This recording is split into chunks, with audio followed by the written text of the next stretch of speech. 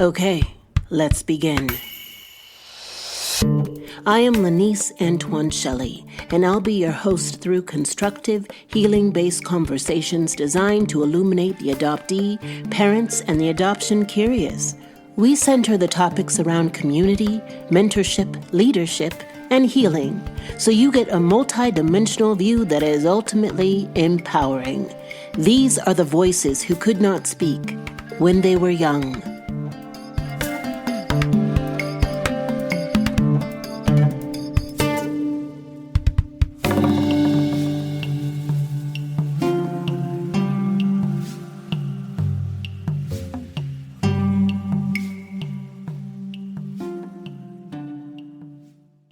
Hey y'all, if you've seen me on Instagram, I'm in my summer glow phase and I am unapologetic about it.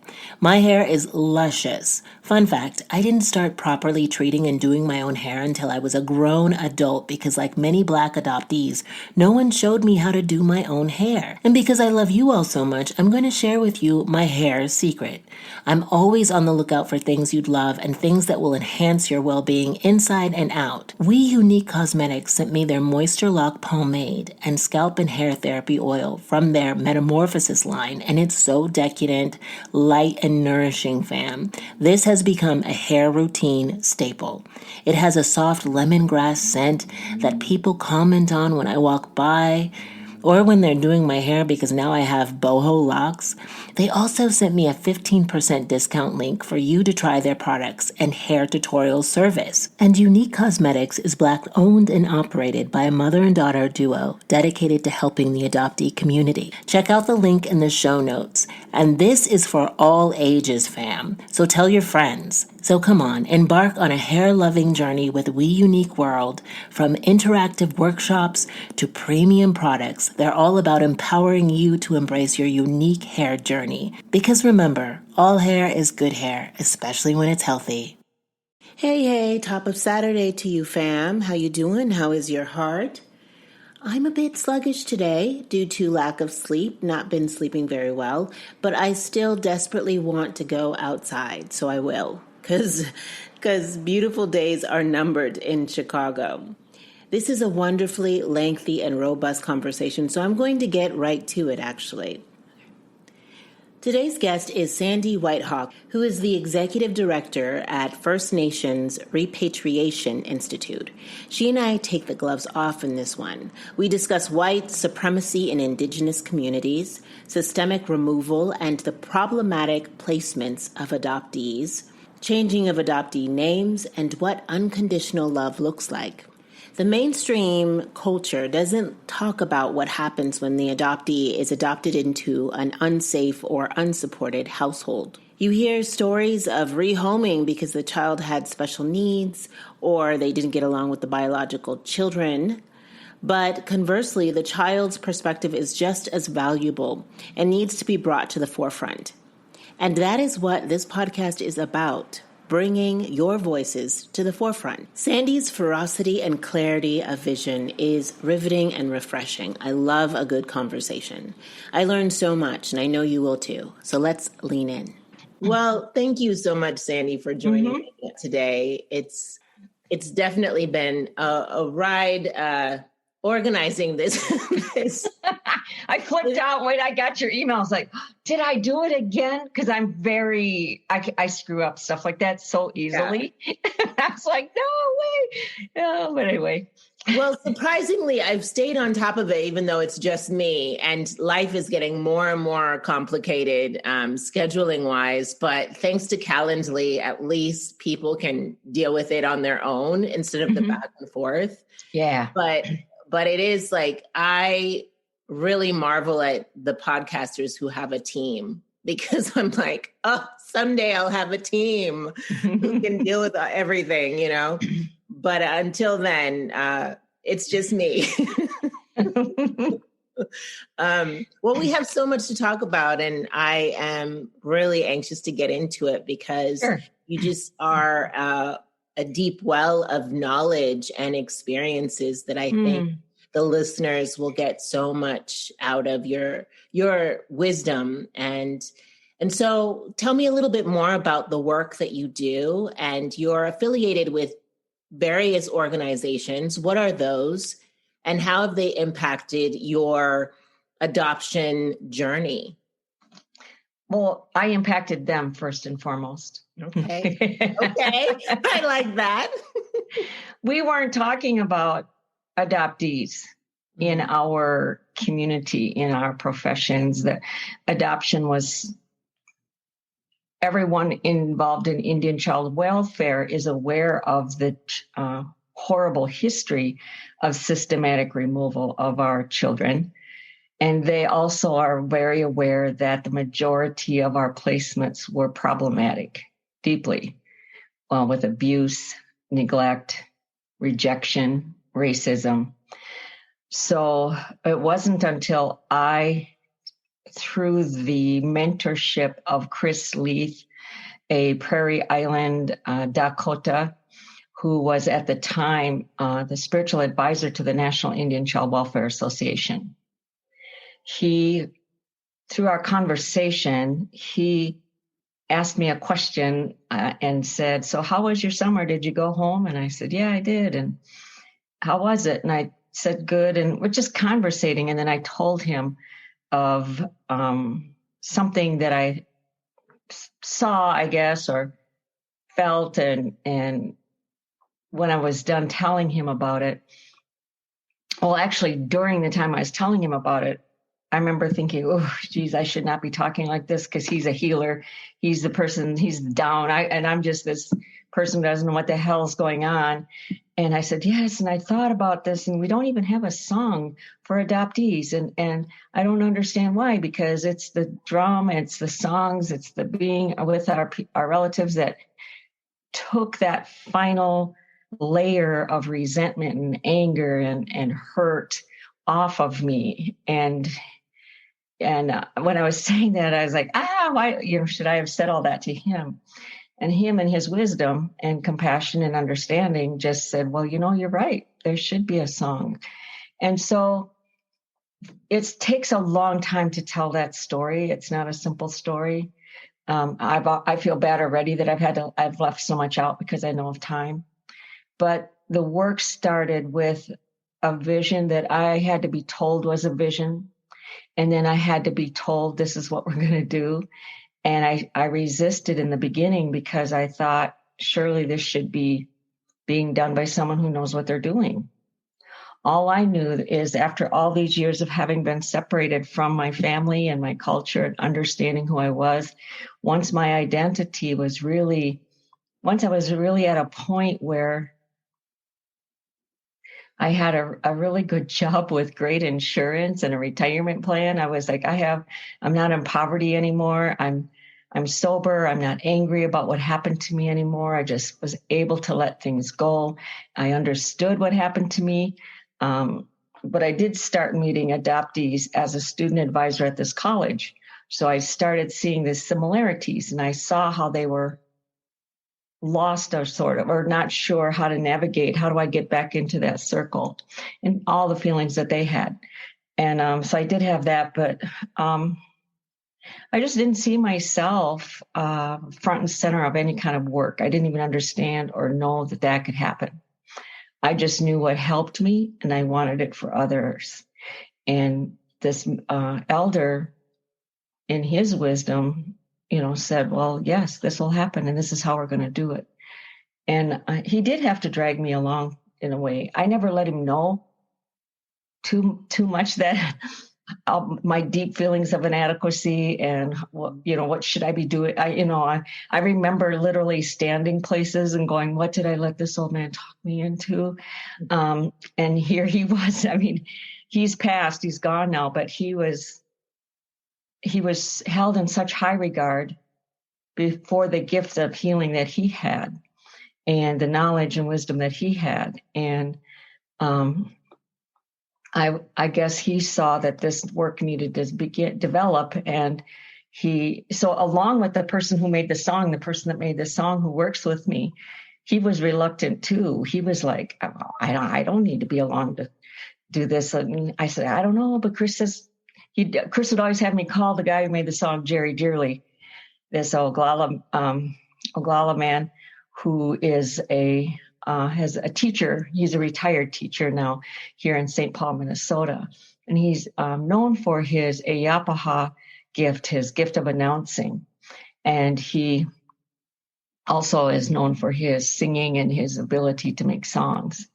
So he made a song for those who are returning. It's a beautiful song, and it's the song that we use to welcome our relatives back to the circle. But in the beginning, Jerry didn't know or think he should be part of traveling around with us either. And so Chris would have me call Jerry, and then Jerry would say, I don't know. And I said, I don't know why we're going. Chris wants us to be there. But I did. And then Chris would put us to work to do what we're doing today. It's just kind of interesting. Both of us knew you couldn't say no to the elder. Kind of, that's how it went.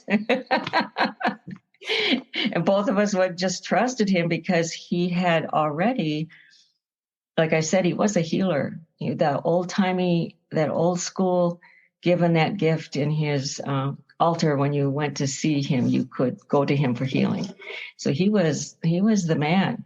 So, of course, aside from just that he was an elder, you just wouldn't say no to him. But also, he would never explain things in the beginning either and tell us, oh, you're going to do this, you're going to do that. He would just do it on the spot. And then you had to jump in and just trust. And this work began at a grassroots level with communities at a grassroots. So doing this ceremony of welcoming our relatives back at our gatherings is where people would come up to us afterwards and say, this is really something, we've never seen this before. Keep doing it. Or have you thought of this? Are you going to go to this gathering? And one time a social worker came up to me and said, wow, this is pretty amazing. And social workers need to hear what you're saying. Do you give presentations? And I said, yeah, I do, but I had never given a social work presentation. I'd worked at the college doing diversity training, but this is, different. And so I pulled Jerry and Chris together at my house and told them what the social worker said. And I said, we need to use our stories, our lived experience to educate the social workers who are making decisions about our families, social workers, judges, guardian ad litems, lawyers. They need to hear what the outcome is of the decisions that they make on our families. Because I knew that they were 50% chance of being possibly even more horrible than what they were taken from. Mm-hmm. So we began doing that. And at that time, I was calling them our Truth, Healing, Reconciliation community forums, where professionals were invited, people who went through the experience shared their experience so that we could educate them. And so over the years, that grew, and more and more able to get to professionals to talk about it. And then at some point, we formalized, through a 501, and I said I wanted to. There wasn't much research out there about Native American adoptees. There were, I think, in five studies from 1978-ish till the recent. And so 2012, we launched a study and have had it published since then, and have the numbers to show that the mental health outcomes are worse for Native adoptees than white adoptees. Mm-hmm. So that information, I'm so proud of this because our team through the University of Minnesota, and one of our team members is now a professor at Virginia Tech. Our study was used in Washington State Supreme Court on a decision in ICWA, the Indian Child Welfare Act, on a case. So I had wanted our study to be used in court to really demonstrate that there's a huge risk in placing a child. Mm-hmm. But I didn't even envision it going to the Supreme Court. So I was really proud of the work that the team did and that was used. And I hope that we can continue to influence and really help people focus on family preservation. That's an incredible accomplishment to get it to the Supreme Court. How is adoption viewed in the Native American community at large? Is it as prevalent? There's not one view, but there's that horrible history of systematic removal, which is why we had to have that Indian Child Welfare Act passed. So most people know about that, how decisions were made, horrible decisions made, how mothers were labeled unfit, homes were labeled unfit because the child didn't have their own bedroom, as if that's going to scar them for life. All kinds of things like that. So most tribes have a negative attitude about adoption. Most tribes have stories to tell. Then the Indian Child Welfare Act is passed, and maybe removal slowed down. It's a federal act. The thing that's frustrating for me is I don't know one judge, lawyer, or program that's been sanctioned for not being in compliance with the act. And yet we can have our license suspended for not paying our parking tickets. So that shows the value that the courts place on brown children, our brown children. Right now in Minnesota, we have the highest rate of removal in the state or in the country of Indian children. Anything I talk about will be about Indian population. I don't talk about other races, ethnicities in adoption, because I'm not. I've been a trainer for Indian child welfare for 10 years or so. And I just saw a lot of bias, people making decisions based on the narrative that adoption has influenced for so long. I mean, that the adoption industry has an incredible narrative that is still so strong. Children deserve two parents. They deserve, opportunity. All these things. And the thing that I don't understand is how poverty got to be and how opportunity got to be defined by white standard. And so why didn't they want, and why don't they want the Appalachian kids that live in the Appalachian Mountains? They have stark poverty there, always have. Nobody wants those kids. How come? Well, it feels like it's colonialist residue of colonialism, right?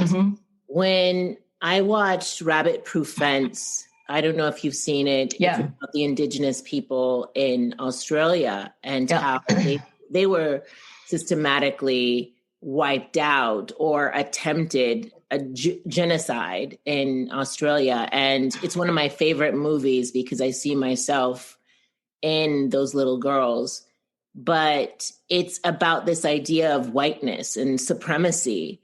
And you touched on it before about how they're looking down on these brown kids and these Black kids and, we're going to save them.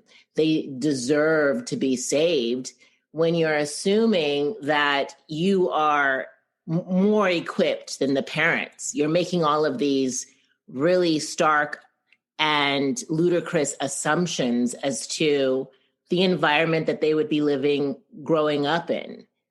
And I know you and I both were raised by missionaries. My mom did not look down upon the Haitian culture as your mom did. You wrote in this article, First Nations Repatriation Institute, your upbringing was very less than ideal. And you didn't know that until you went back to your tribe, your people, and recognized that you weren't really missing out because of poverty. This idea that had been ingrained in you that you were put in a better home because of poverty, but that was not the case. What are your thoughts on this saviorism that just permeates through adoption, especially interracial adoptions?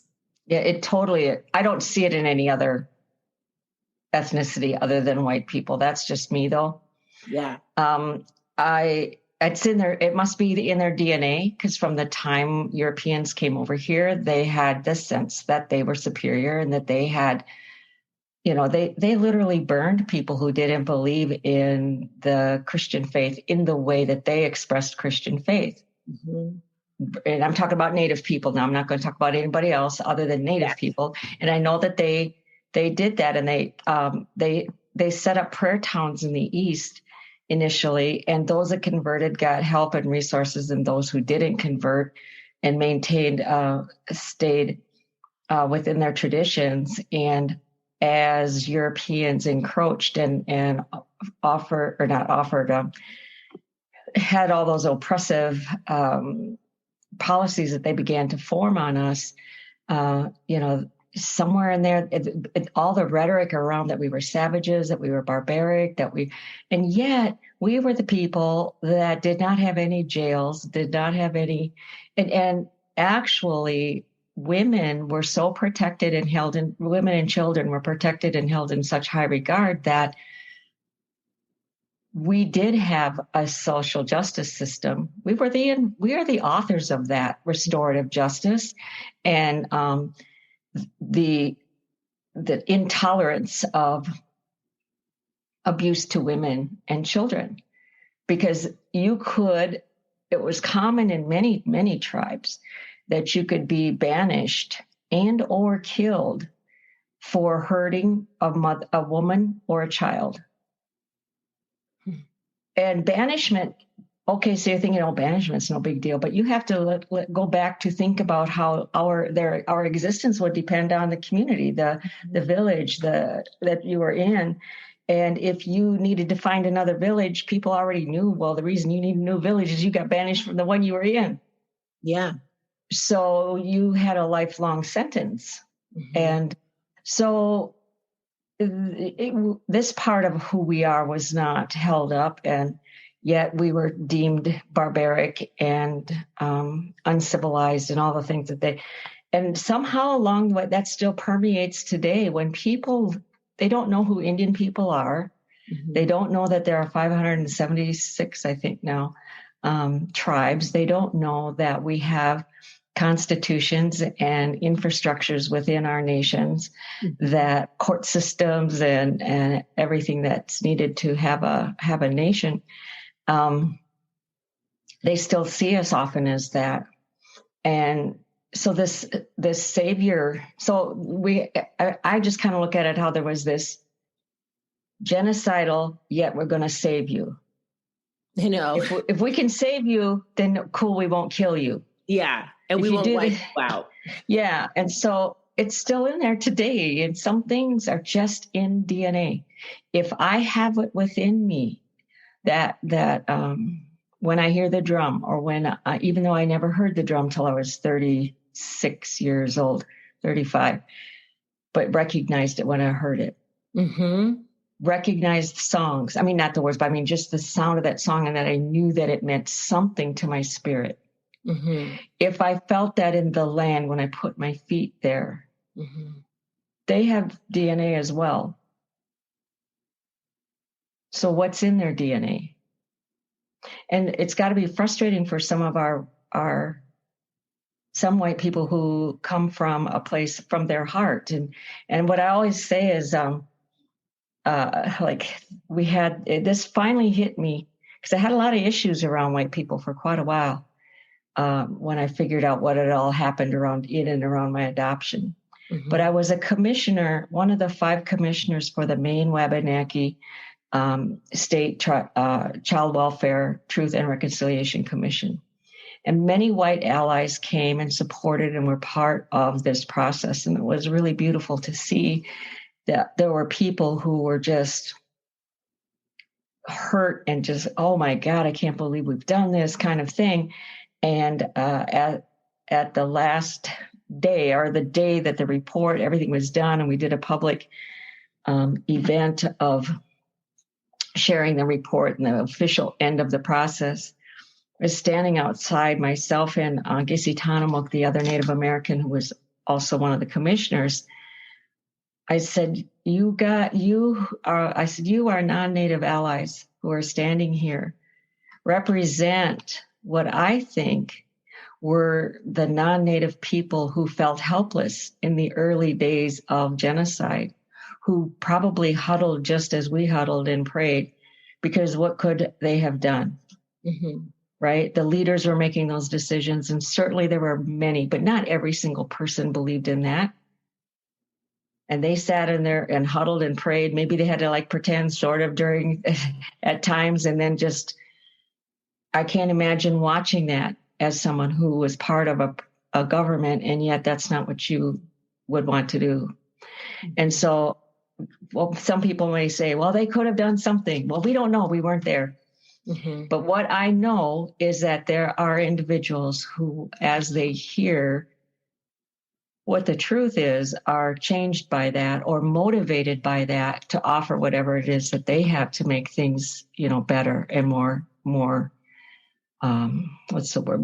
More healing and stuff. So I said, I bet you your ancestors, you're following your ancestors' prayers. I bet you anything, if we looked back at your family, you would find that there were people who were really worked to oppose what was happening. Because here you're standing, in acknowledgement and recognition.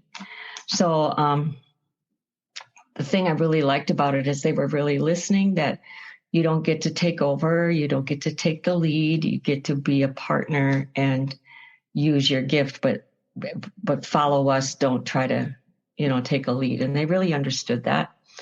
And so it gave me a lot of hope that we can. It gave me a lot of hope that the truth does change people. Once people hear the truth, they're not the same. Mm-hmm. Some individuals hear the truth and they're like, I'm out of here, don't want any part of this. Mm-hmm. You're going to have that. And you can't change that. But you can work with the people who step forward and say, well, how do I be part of change?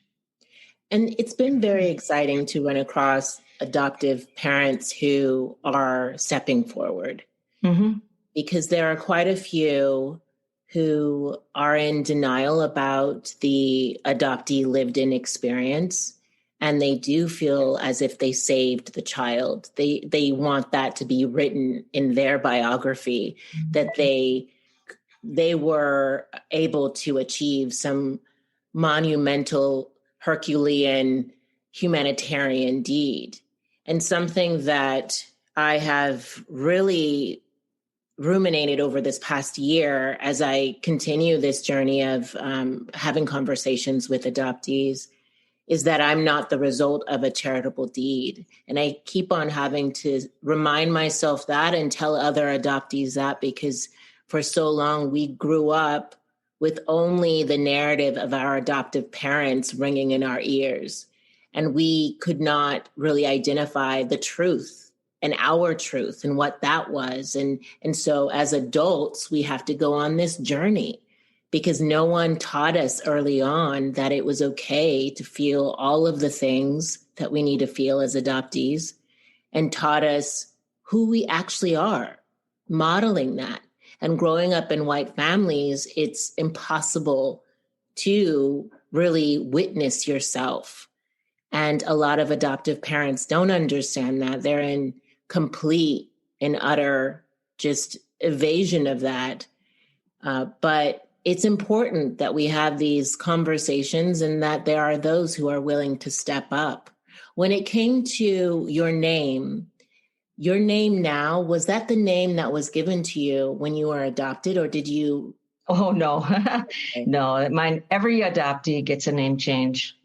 Yeah, my name changed. My name was Lunice Antoine, and my mom changed it to Lanice with an A, because it was spelled Lunise, and now it's spelled Lanise. And she took the Anne from Antoine, so Lanice Ann Shelley. And when I was in high school, I reclaimed it and became Lanice Antoine Shelley again. I have to legalize it, but everyone knows me as that now. What was your name journey? My name, so Whitehawk's my mother's last name. Mm-hmm. So that's how, the first time I saw her name was when I was in high school, and I was getting paperwork together to be able to apply for a scholarship through an Indian scholarship fund. And I saw her name, Nina Lulu Whitehawk, York Renzelman, because she had been married twice as well. And so I didn't take, that was 17 then, but at that time I had no personal power, and had experienced complex traumas by that time, and was an addict by that time as well. So knowing her name, though, I just hung on to that. And when I divorced in 89 or 90, I took back what would have been my name, Whitehawk. So I always say that was my true maiden name legally. So I took that back. But of course, so it's in court. Everything around my name is taxes, and everything's in Whitehawk because of the court order to take Whitehawk. However, my birth certificate's still screwed up, which I think is a huge violation of our civil rights as adoptees to have these amended birth certificates.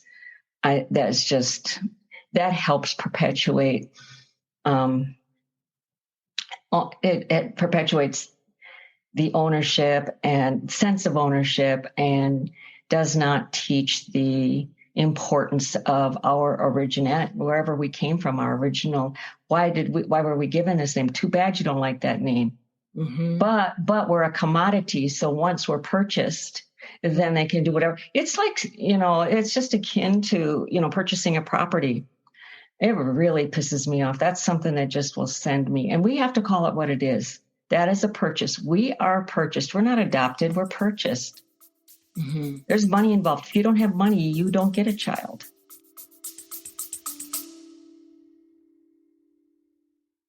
Hey, I want to share with you something that has changed my life.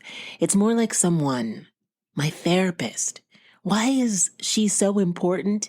Well, because I want to win in this life. I want to break through the carousel of stories I've compiled that hold me back, that keep me from expanding into my full potentiality. Stories of unworthiness, not enoughness, and even stories of questioning why I am here. I also want to stop dumping my unsorted feelings on the people around me and reacting with the same behavioral patterns that keep me stuck. Conversations with my therapist have made me more confident, clearer in my intention, and more centered in my spirit. That is why I am elated that we are sponsored by BetterHelp, where you can, from wherever you happen to be right now, match with a therapist tailored to your exact needs. With BetterHelp, you can tap into a network of over 30,000 licensed and experienced therapists who can help you with a wide range of issues. Someone who you can text at any time and schedule online for either a chat, Zoom, or phone call. And if it turns out that your therapist isn't the right fit, you can switch to a new therapist at no additional cost. Visit the link in the show notes, betterhelp.com, when they were young, to get 10% off the first month. You need to click the link in the show notes in order to get the 10% discount. I want to see you win, beloved. Let's do it together. Visit the link, betterhelp.com, when they were young.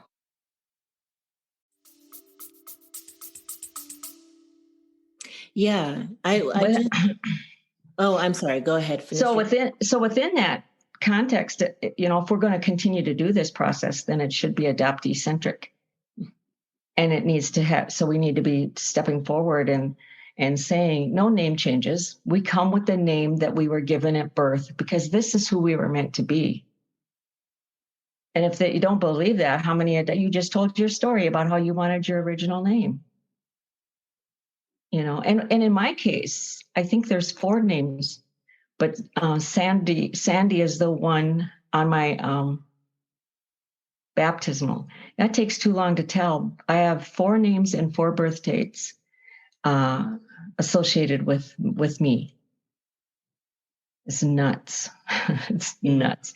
But so my birth date is different than what I believe my birth date is different than the birth date I was given on this birth certificate. But a lot of those changes were meant to keep us apart and not be able to find each other. Oh. Mm-hmm. So anyway, the birth certificate thing is just really something we really need to get a hold of and continue to work on. And it's huge, a huge endeavor because there's so much money behind adoption. It's $1 billion industry, but it doesn't mean we can't take down pieces of it here and there if we united.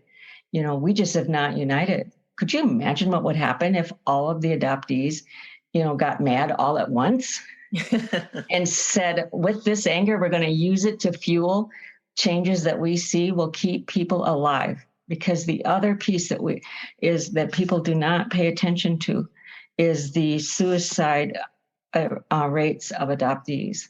Yes. So of the 95 adoptees in our study, 43, it's either 41 or 43, made a plan, contemplated or planned suicide out of 95. That's a lot and 20 said they attempted. Mm. There's a study out of Minnesota. It's the only time I'll talk about all adoptees. There's a study out of Minnesota a few years back that said that adoptees in general are 4 times more likely to die by suicide than the general population. 4 times more likely. And one of I think it was a psychiatrist or a psychologist says, while that's, I don't know if he says a disturbing number or whatever, he says, but it's most of them do fine. It's like he's just really dismissive. Like it doesn't matter if we lose a few. Who was that? I don't know, but you can look it up. If you just put down 4 times more likely, adoptees 4 times more likely, it'll come up. And then if you read it, it's like a 3-page synopsis of the study. And then there's that comment there at the end. I need to write that down and memorize that, and so that I can quote that dude. So again, that shows the value of us. The defective ones just go, and we'll just keep on going because it doesn't matter, because we have women and men who want babies. Well, the general public is so unaware of the human trafficking aspect of adoption, and Americans are oblivious in general to any kind of harm or destitute that's domestic. They think it's all overseas. They think that governments are bad overseas, and third world overseas. But it takes some introspection to understand that this is all happening here. Mm-hmm. And I wrote a play recently, and the theater, and the play is about adoption, and the theater asked me, "Oh, is it appropriate that we're doing your play because we're in the suburbs?" And I said, adoption is done in the suburbs. It's not done in the inner cities. In the inner cities, it's just, I'm going to take this kid. It's not official. There's no fanfare, Yeah. But in the suburbs, they have like welcoming parties, literally, for these kids. Adoption day, we gotcha day. Oh my gotcha day. They have a thing they call it gotcha day. It's so terrible. I'm so glad my mom didn't do that, because we don't need to be reminded all the time. I think they don't understand. They're not even thinking about it. Birthday, birth, the day birth. Yeah. And we have our images reflected in our families and in our communities in any way. So yeah, birthdays just remind us that it's a shit show. Exactly. Everybody's, it's really sad. And I find it hard it's hard for adoptive parents to get a hold of all of that, because so many really believe that love will fix everything. And I've had adoptive parents, I had an incident in a professional setting where we were talking about adoption, and the individual, I forget what her position was in the county, was up there though, and she said, I said, I would like to know how many failed adoptions there are, how many people have tried to return their children, because I know that number is very high as well, and it's not talked about. And she says, well, I don't know, but I have a failed adoption. And I'm thinking, whoa, you're going to tell your story? Cool is this? Her idea of a failed adoption was that when her son turned 18, he wanted to find his biological family. And I said, that's not a failed adoption. And I said, that's just him wanting to know who he is and where he comes from. And so then I threw in there, whether she wanted to hear it or not, whether anybody else wanted to hear it or not, I said, and if your home was a home of unconditional love, that child will never leave that. No one leaves unconditional love. Unconditional love knows that that person has to go out, discover, explore, do whatever, reject all the things they've been taught in their home because I'm figuring out my own now. And then they sift it out after time and go, oh, well, some of this stuff I learned in my home is really awesome. And I like that value. That is a value. I didn't even know that was a value. And they put all these things back, and then they remember how loved they are. And who doesn't return to that? Everybody. Exactly. And so when we have parents that are secure in their own skin, who are comfortable in their own skin, those issues, they just need to be reminded. Bio kids do the same thing. That's what they do. They run out and figure out who they are and reject everything in the beginning and then come back to a middle. Seems to be a process. So, but one of the things I don't like about adoption, nobody has to take a MMPI or any other personality possible identifying disorders or anything. Yeah. That is crazy. Yeah. Because evaluation. There it is, a psyche eval of some sort. Mm-hmm. Because controlling people should not adopt. They will hate their child no matter what. And others, it should be worded that we're protecting you, not even protecting kids, because you'll be miserable. They'll be miserable. Exactly. Unless they learn how not to be controlling. Yeah. So yeah, it's, and again, that would be a protective factor that we could put in an adoption process, but we're not protected at all. No one goes back in to a home or goes into a home and say, is this child truly safe? Is it better than where the child came from? And look, and so that frustrates me. And that shows again how we're valued, that we're not even protected. No one goes in and finds out. Well, people think that anything is better than Haiti. Anything is better than Guatemala. Yeah. Anything is better than rural China, because they or don't a reservation know about these cultures. Yeah, exactly. And so it is a deep embedded racism that they need to confront first, because why do you think that whatever you're offering is automatically better? And why don't they want the poor white kids? I want to know that answer. Yes. There's many domestic orphans out here too. Well, not even orphans. They could make them orphans, just like they make us orphans. Indeed. I wasn't an orphan, Why? I don't get that. That's the question I want to know. Why don't they want poor white girls' babies? Indeed. Well, because then they would have to explain to the public that they were adopted, rather than just prounce around their churches and their supermarkets, and people already know just by looking at them, right? Whenever I'm in a store and I see a little Black child with her white parents, I know immediately what's going on. Exactly. My husband's really brown, and he could pass for 3 different kinds of brown, or probably infinite amounts of brown cultures. And I'm light-skinned. When we're out, though, any little brown child, like you said, that's with white or African American for that matter, they just will stare, especially at my husband. They just drink in his face. And so we always pause and smile and say a little prayer that somehow he's seeing a reflection of himself, even though it's not exactly him. It's something. It's something other than the white background that they're in. And I don't understand why there's not more information out, and why we're not taking development into consideration with adoption as well, because that mirroring process is so important. That's what they tell us in the psych classes, and so we don't get that.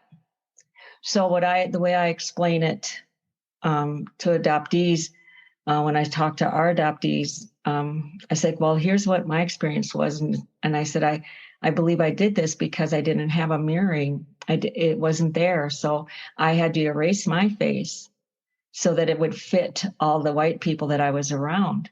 So I eventually didn't really, so one of the things I noticed, I didn't figure it out till later, of course, but I didn't spend all that time in the mirror the way my counterparts were. They were just, and I'd be like, oh, no, thank you. I don't want to do any of that.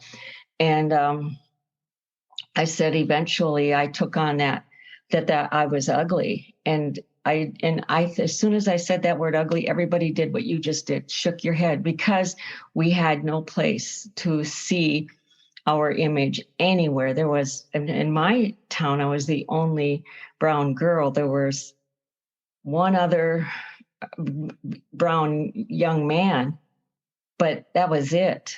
That would just, so you don't see it on TV. You don't see it, janitor, at least teacher, nothing, doctor, anywhere.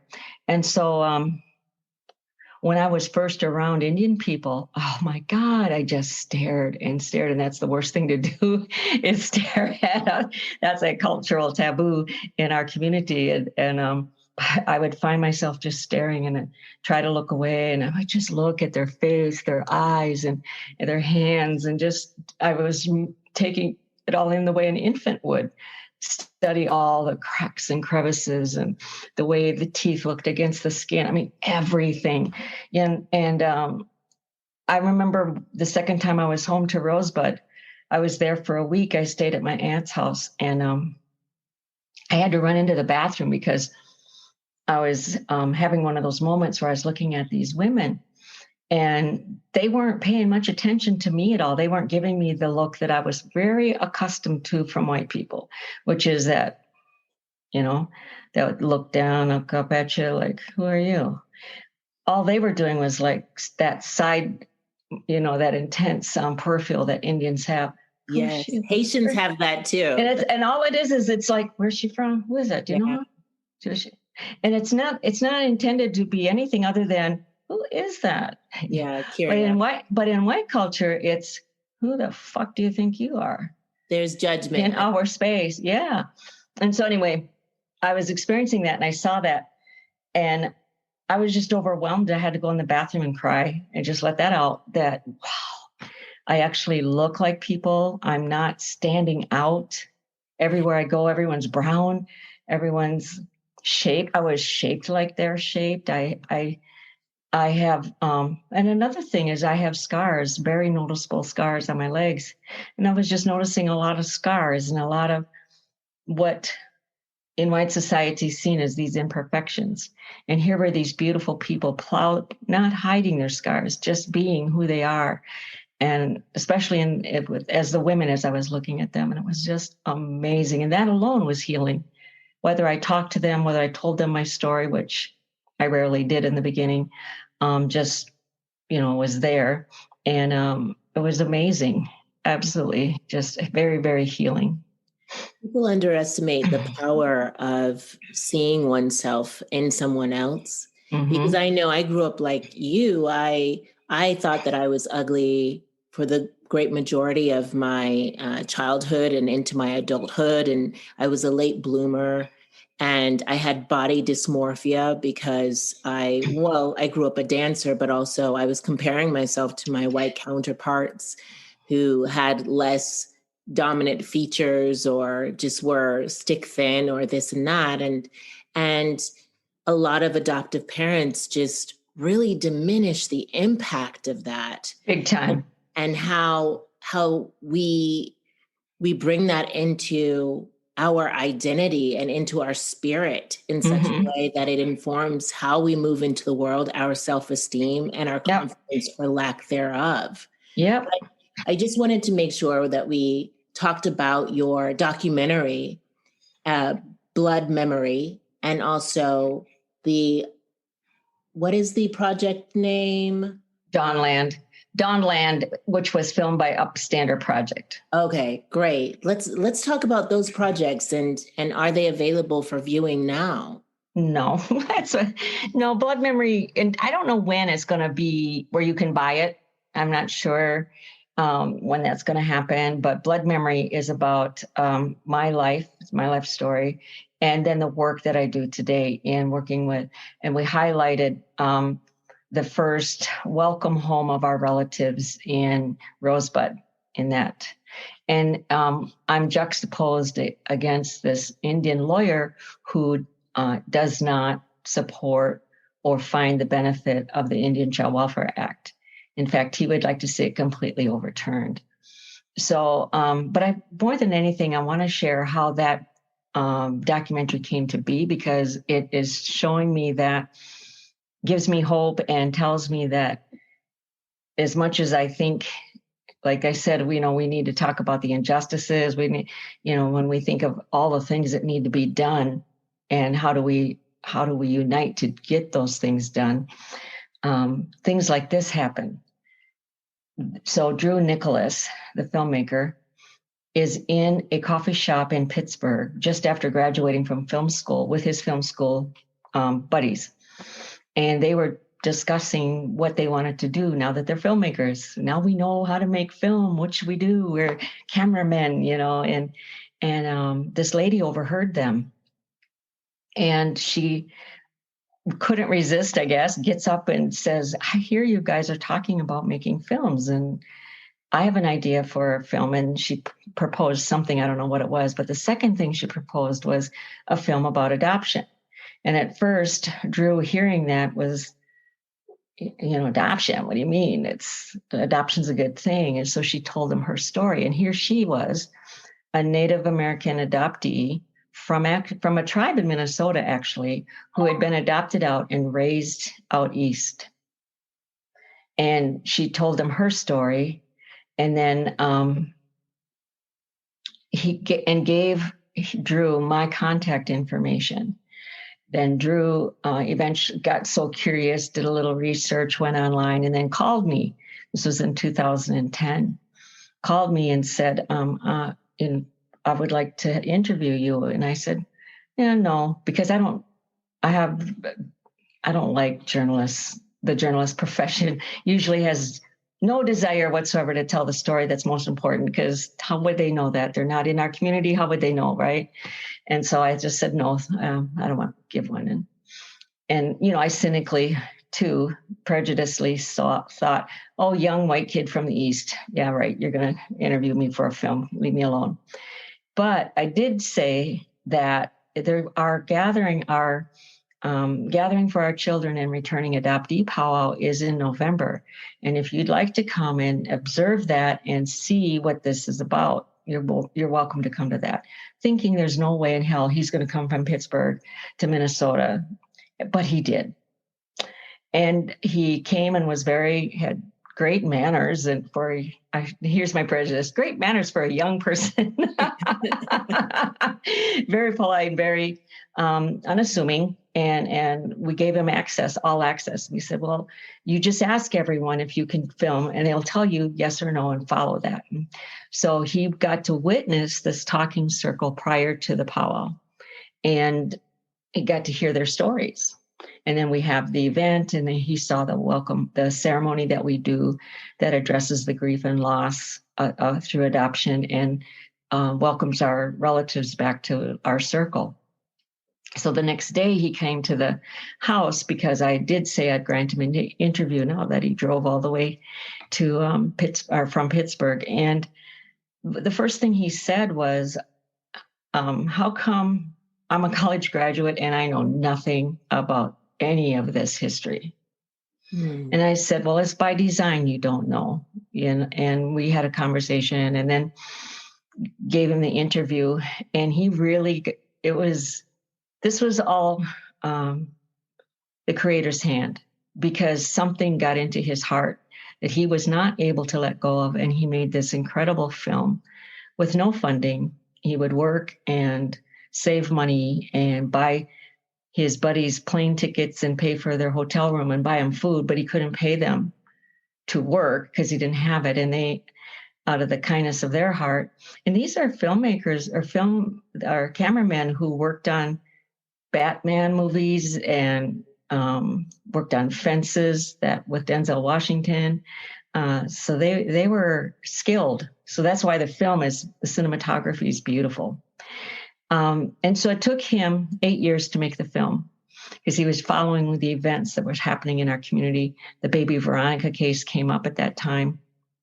So he wanted to cover that and talk about that case. And the film then was completed in 2018 or end of 2018. And then we started touring it 2019, January 2019. So it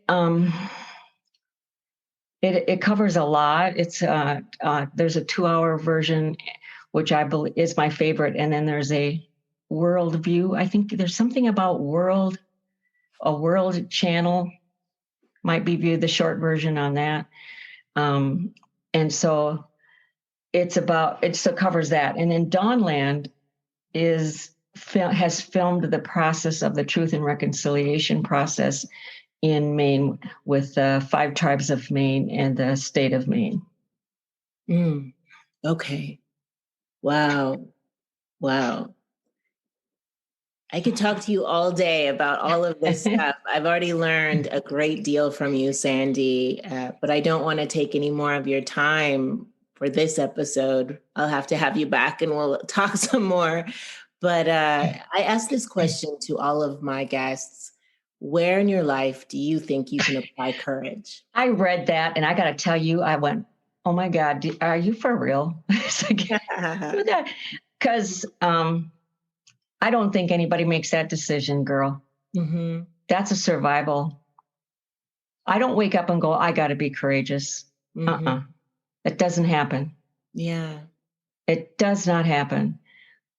It happens as a result of survival, then becomes living, and you push through that, and then courage. The only time you may make a decision to be courageous is saying the things that need to be said, and then you apply courage. I guess you could say that's courageous. I suppose it's courageous for me to say what's in white people's DNA. That's a frightful thing for some people to say. I can hear my friends and see my daughter going, oh my God, Mom, you said that? I'm like, yeah, they got DNA. We got DNA. So they maybe inherited some stuff that they need to work out. I don't know. But if we're not willing to ask the questions. So I don't apply courage. The way you ask the question, I'm like, I don't think I don't live like that. Mm-hmm. Never have lived like that. I'm just outliving the trauma. I'm outliving feelings of inadequacy. I'm outliving the feeling that not being enough numbers of us to make a shift. But I think we could make a shift in the adoption industry. So I don't know that it's, I would never say that I'm courageous. I would never say that I think about that on the daily. Well, that's perfect. Perfect answer. I ask that question the way that I do because there's many people who do not think about courage like yourself. It's just something they do. They don't really analyze it. It just is intrinsically present. And there are some people who don't know how to be courageous at all. And I want my listeners to know that courage is an option and to be able to distill for themselves, especially adoptees, because this is courageous work to have these conversations, to open ourselves up for ridicule and possible persecution from our families because we're asking these larger questions. I don't feel that from my family, so I'm very fortunate. But many adoptees, more often than not, they experience a lot of backlash for asking the simple question of who am I? Mm-hmm. And I think it's important to say, in this moment, I can be courageous. In this moment, I'm going to stand up for myself and for what it is that I need, no matter what happens. And you're right. And you're right. I would never say in this moment, I'm going to be courageous. Yeah. In this moment, mine is always about, if I don't say this now, it may not get said for another 10 years. Yeah. If I don't say this now, if I don't take this risk, if I don't reach out, it's about survival. So I don't, maybe it is courageous, but it's about survival. And I don't see survival because I think it's because courageous has a connotation to it where the word has been, I don't like how the word's used today. Yeah, overused. Mm-hmm. Yeah, absolutely. Courageous conversation. I'm like, please. I know. Yeah. It's a marketing tool. There you go. That's it. Right? It is definitely that. And I agree. Absolutely. So I think that's why I recoiled from the question. I was like, what? Yeah. No, I totally get it. And I get what you're getting at too. Yeah. And there's just so many adoptees that feel like they have no choice but to live the life that they're living. And it breaks my heart, because they do have a choice. And if it were up to their parents, Lord knows where they would be, and I sit in a very privileged position of having a platform and having adoptive parents who support me no matter what. Like I've told them, like real parents do. Yeah, exactly. Just like real parents. That's what you do. Rare is an issue. I totally know that. Right. And it's a privilege. I'm like one out of how many that's the case. Right. And I can tell my mom is confronting her white privilege. She knows that she's lived a charmed life, and she knows that my situation, and even with all my education, with all the things that I've experienced in my life, I cannot say that this life is better than the one I would have had in Haiti. I refuse to think that. Oh, no way in hell. I would take the way I grew up in poverty and being abused and the complex traumas by the time I just left home, and then the added traumas after that. I would have experienced alcoholism and addiction wherever back home. But I would have known my relatives. Exactly. I would have had that one auntie, most likely, that I could run to, and she'd maybe not be able to change my situation, but she would hear me. She would, and I met her. I met who that relative was, and I would have known who I am.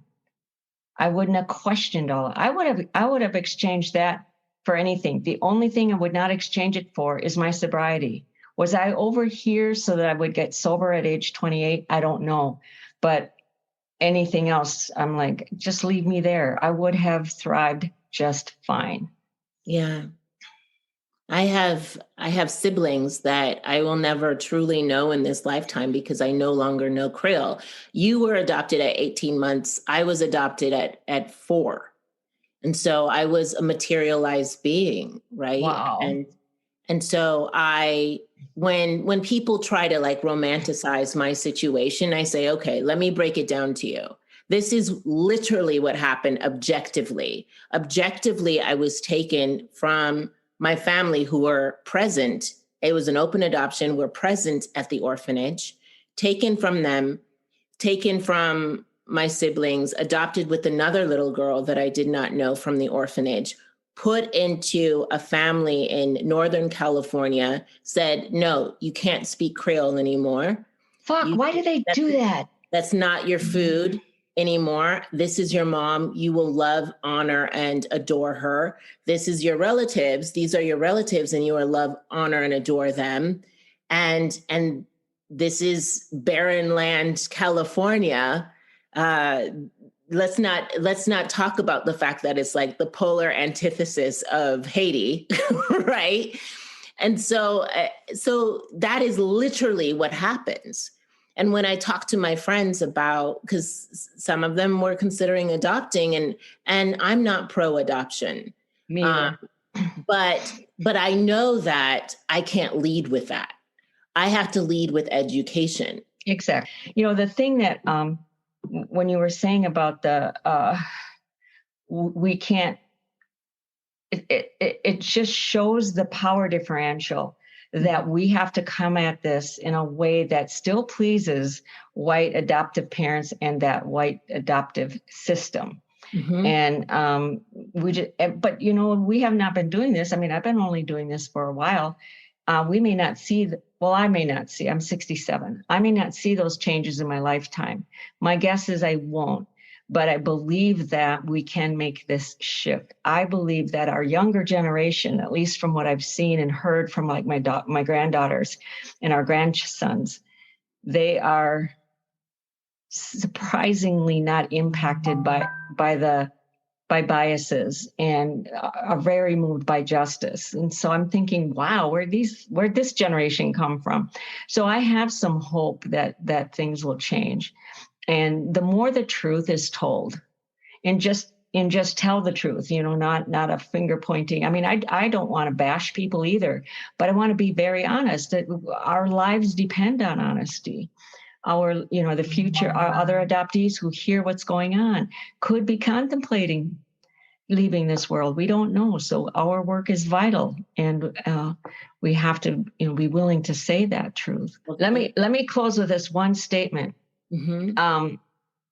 The very first time that we pulled together a Truth Healing Reconciliation Forum where adoptees were sharing their lived experience, social workers where we lived here in Minneapolis and other professionals, mental health workers and stuff were present.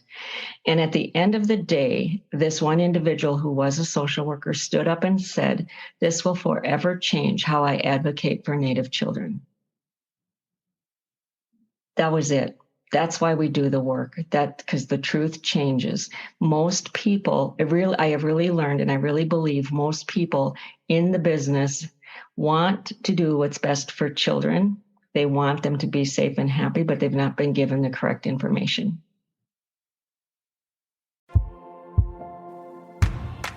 Another beautiful episode.